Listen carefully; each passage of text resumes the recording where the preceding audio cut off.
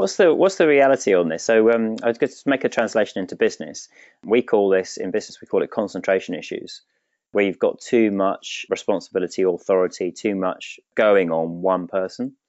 You get them all over the place in business. So it might be too much riding on too few clients, too much riding on too few suppliers. You've got that vulnerability because if you lose one, then you've lost a significant amount. And in the team, you can have, like maybe you've got 50 people or 100 people, but there might be in absolutely critical roles, only one or two people that can do that.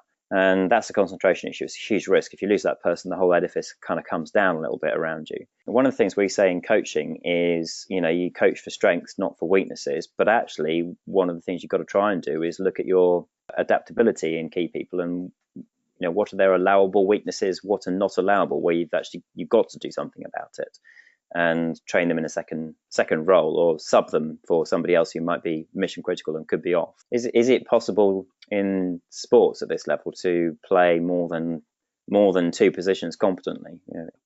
In rugby, I think the way the game's going at the moment, the attritional nature of the game, the amount of injuries, squad sizes, they've increased a little bit, but the injuries that are decimating a lot of clubs, and as I mentioned, England and international teams, even New Zealand, who are traditionally very, very good at looking after their players. They're run by the whole union, you see, so they're not there's not conflicting interests. That they suffered a lot last year. Certainly during that Lions series. It's just the way the game is, and players that are able to cover another position are now on the market of huge value. So you look at a wing, not a lot of teams are looking for out and out wingers unless you are the very best in the world. That scores one every two, one try every 2 games or more.